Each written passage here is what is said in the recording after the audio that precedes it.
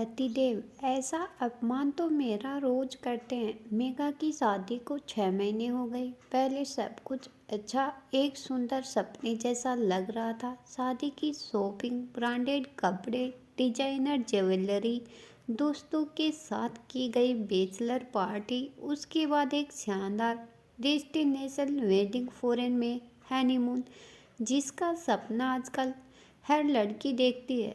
कुछ महीनों बाद जब वो लड़की इन हसीन सपनों की दुनिया से बाहर आती है, ससुराल और ऑफिस की दोहरी जिम्मेदारी निभाने में जब कोई साथ नहीं मिलता, तो वो चिड़चिड़ी हो जाती है। लगने लगता है ये मैं कहाँ फंस गई। ऐसा ही कुछ हमारी कहानी के किरदार मेघा के साथ हो रहा। एक दिन मेघा अपनी अलमारी खोलते हुए गठबंधन वाला दुपट्टा नीचे गिर गया। बहू, इसे संभाल कर रखो।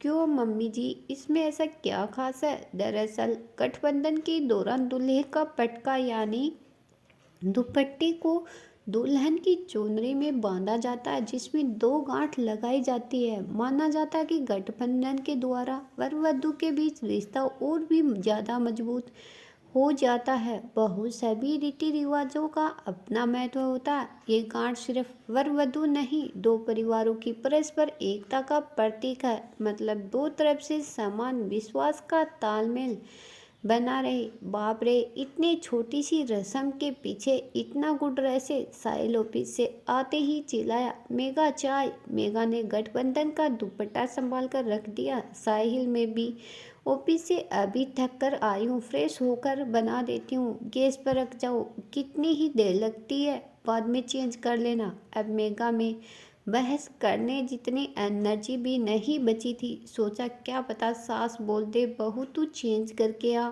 मैं दोनों के लिए चाय चढ़ा देती हूँ। खैर, मेघा कई बार सोचती, अपने घर में साहिल नवाबों की तरह रहता ही है, ससुराल में टांग पर टांग रख बैठ जाता है। बेचारी मेरी माँ और भाभी दामाद की सेवा में लग जाती है। माँ और भाभी अचानक साहिल के पहुंच जाने पर ऐसे घबरा जाती जैसे भूकंप आ गया हो। शाही पनीर, मूंग दाल का हलवा, खीरे का रायता का खिलाकर भी तुम्हारी सासू माँ कह रही, दामाद जी को कहना कोई कमी रह गई हो तो माफ करना। मेघा चिढ़कर साहिल को सुना रही, देखो यही हमारा जलवा है, इकलौता बेटा और इकलौता दामाद होने के फायदे। साहिल इतराकर बोल रहा, मेघा आज ऑफिस से बहुत थक कर आई, सास ने बैठने से पहले ही डिनर में क्या बनेगा ये बता दिया। झुंझलाहट हुई पर हाथ मुंह धोकर रसोई में चली गई। साहिल आया, आते ही टीवी के आगे बैठ गया। बहू, साहिल को चाय नाश्ता दे दो, मम्मी टाइम लगेगा, मेरे हाथ आटे से सने हैं। क्या बहू, चलो छोड़ो, अब तुम्हें क्या कहना। हमारे जमाने वाली फुर्ती तुम में कहाँ। बेचारा मेरा बच्चा भी ऑफिस से थका, यार चल मैं बना देती हूँ। मेघा मन में सोचने लगी, माताजी आप मल्टीटास्किंग है, आप जैसी कुकिंग स्किल मेरे में कहाँ। और हाँ, थका तो बेटा ही है, बहू तो ऑफिस में पार्टी करके आई है। एक दिन साहिल थोड़ा गुस्से में घर आकर नाराज सा एक कोने में बैठ गया। मेघा ऑफिस से आई, सास ने बताया कि आज साहिल चिढ़ा बैठा है, ना चाय पी है ना नाश्ता ले रहा। पता लगाओ क्या हुआ है, आज तुम्हारी मम्मी भाभी ने मेरी इंसल्ट की है।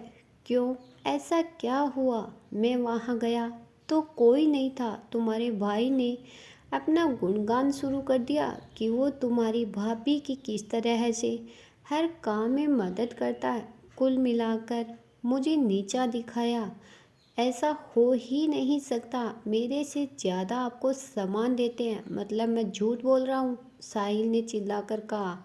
मेघा ने सच्चाई का पता लगाया तो पता चला माँ के सत्संग में गई हुई थी और भाभी की जरूरी मीटिंग थी, तो साहिल की आओ भगत हमेशा जैसी नहीं हो पाई। तो साले गौतम ने साहिल को चाय पिलाई, साथ ही यह है कह दिया कि मैं थोड़ी बहुत पत्नी की मदद करता हूँ, आखिर वो भी तो थकती है। बस इसी बात का साहिल ने बवाल बनाया। पति माँ से भैया ने वो बात वैसे ही कही थी, जिसे आप तुलना समझ अपमान समझ रहे हैं, अगर आप इसे अपमान कहते हैं तो आपके घर में तो ऐसा अपमान मेरा रोज होता है। हमेशा मम्मी जी अपने से तुलना करती रहती है, मुझे काम में ढीला ही कहती है। थोड़ा बुरा लगता है पर मैं कभी जताया नहीं।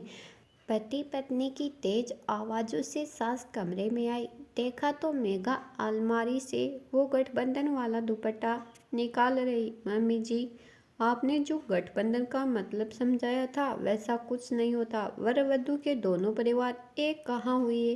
वर वधू के समान में ही जब फर्क होगा तो तालमेल कैसे बैठेगा? वर को दोनों घरों से समान मिल रहा पर वधू के मान सम्मान की किसी को पड़ी ही नहीं, तो ऐसी रस्मों का क्या फ़ायदा जिन पर हम खुद ही अमल न कर पाए। साहिल और सास की नज़रें